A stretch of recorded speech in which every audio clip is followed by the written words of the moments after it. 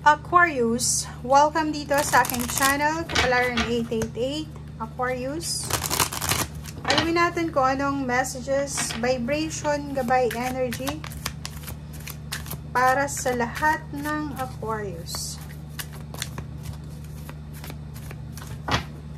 Kumuha tayo dito ng 3 cards. Okay.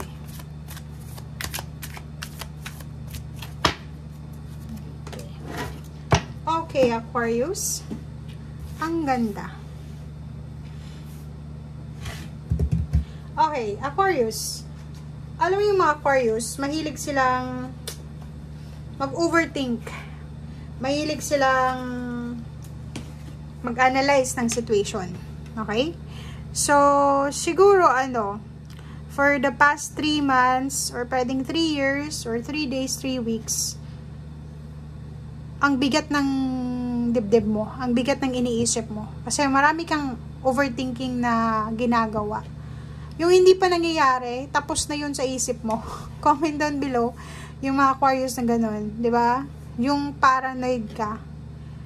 Natatakot ka, sobrang takot, parang ganun. Pero sa first 2 weeks ng May, sinasabi na posibleng makakuha ka or makatagpo ka ng isang tao or maraming tao siguro na bago or pwedeng dati mong kaibigan na susuportahan ka nila sa kung ano man to na gumugulo sa'yo. It's either, ano ba yung dark thoughts mo? Yung parang nandun ka sa maze na, alam mo yung may iba sa inyo na bago matulog, iisip sila ng isip ng parang diba ito? Parang maze. Hanap sila ng hanap ng solusyon, tapos babalik din sila. Or minsan naliligaw sila sa kakaisip nila. Parang ganun lang yun. So, wag kang mag-alala, kasi ngayong first 2 weeks ng May, nasa tamang direction ka. Nasa tamang direction. 33 ka eh. 33, kung makikita mo, tamang direction. And, tumahimik ka muna. 'Di ba? Tumahimik ka, wag kang masyadong mag-iisip, wag kang masyadong mag-analyze. Huwag mong i-analyze yung situation. Kasi, the more na i-analyze mo yung situation, the more na maguguluhan ka eh. Plus, bigla ka, diba, pag ina-analyze mo yung situation, tapos hindi mo magawa ng solusyon, babalik ka dun sa dati. Diba? So, dito sa barahang to, sinasabi na, huwag mong madaliin, kasi pressure din to eh.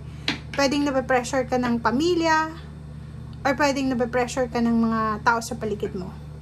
It's either work yan, family life, lalo na kung hindi ka mabuntis-buntis, pinipressure ka ng pamilya mo, so hindi ka makatulog sa sobrang stress, hindi ka pakasal, yun din, kasal, minamadali ka ng kapamilya mo, or kung ano pa man. So comment down below guys if resonated ka dyan. And yun, sinasabi ng baraha sa'yo dito, tingnan mo, dark thoughts to eh. Kung halimbawa man na nabobore ka na, yung feeling mo boring ka, hindi ka kontento, ano mang tawag dito? May tawag dyan eh. Yung parang wala namang problema pero may pinoproblema ka.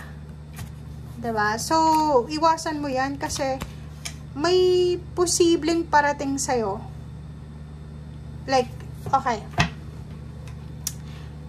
For example lang to For example lang. Halimbawa, nag-overthink ka. Sa pamilya yan nag-overthink ka. Wala kang pambili ng ulam. Tapos, ang ginawa mo, dahil wala kang pambili, umiyak ka na lang sa kwarto. Hindi ka kumain. And then, akala mo, yung kapamilya mo, hindi sila makakakuha ng solusyon dahil sa wala kang may offer ng ulam.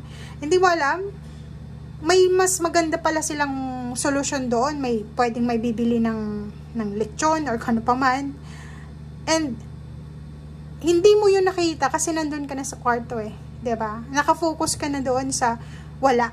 So wala ako eh. Wala ako. So parang ganun. Parang feeling mo tapos na yung solusyon doon sa'yo. Hindi mo alam, may mga kasama ka na new supportive connection, or hindi mo dapat na pasanin ang lahat, 'di ba? Kasi kung wala ka, pwedeng meron yung iba.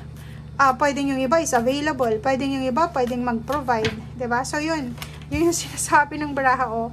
Tingnan mo, iwasan mo yan sa first 2 weeks ng May, yung pwedeng mamiss mo yung success, oh.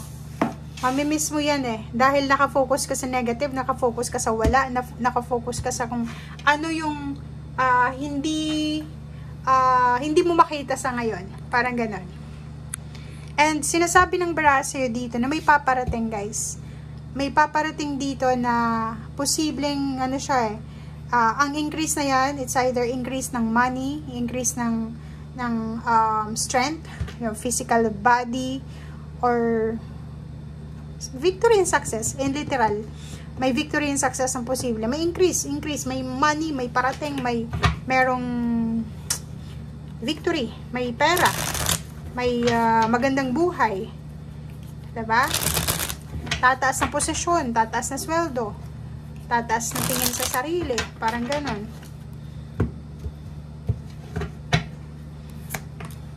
Okay. First card sa third deck is King of Pentacles, oh. Nakikita ko sir dito na yung iba sa inyo dyan is nakafocus kayo para sa kung paano nyo mahawakan yung pera. Kung paano nyo matutupad yung mga pangarap nyo sa buhay, financial. So, yun ang nakikita kong focus. And hindi yun mali. Kasi, sinasabi ng baraha na everything happens for a reason. And lahat ng buhay natin, or I mean lahat tayo, may pagkakataon tayo makapagsimula ulit. Like kung hindi naging maganda yung takbo ng buhay mo 3 years ago, pwede ka ulit magsimula as long as nabuhay ka, diba? So, etong impress na to, it's a manifestation or confirmation na habang malakas ka, gawin mo yung lahat ng gusto mo. Prosperity and abundance kasi to, habang healthy ka. And kailangan mo rin alagaan ang sarili mo. Huwag kang magpapadala sa negativity. Hanggat na kaya mo, gawin mo.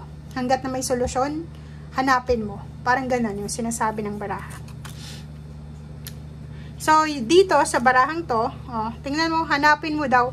Hanapin mo, alamin mo kung ano yung strength mo. Alamin mo kung saan ka magaling. Alamin mo kung ano yung forte mo. Diba? Alamin mo kung saan ba ako magaling? 'Di ba? Magaling ba ako sa trabaho? Magaling ba ako dito or ganito ganyan? So, doon hanapin mo siya kasi kung saan ka magaling, doon ka pwedeng makapagsimula. And yun na nga, may strength card tayo dito, lakas loob. Ang pinaka parang advice sa'yo ng baraha ngayon is maging sobrang lakas ka dapat. Confident ka. Yun. And iwasan mo yung sobrang pag-overthink, guys. Iwasan mo din yung pagkukulong sa kwarto. Lumabas ka sa literal sa bahay nyo, sa kwarto, makipag-usap ka sa kapamilya mo, sa pet, sa nature, maglakad-lakad ka, relax. Kasi the more na nagtatago ka dyan, the more na makakaramdam ka ng stress, ng boredom, ng discontentment, ng heartache and loss, mas tatalunin ka ng lungkot. Okay? Prayers, yun yung pinaka-first na solusyon mo. Second is yung support system. Kailangan mo ng suporta. Kailangan mo ng mga taong kausap or mga taong pwede kang suportahan. Okay? Thank you guys. Bye!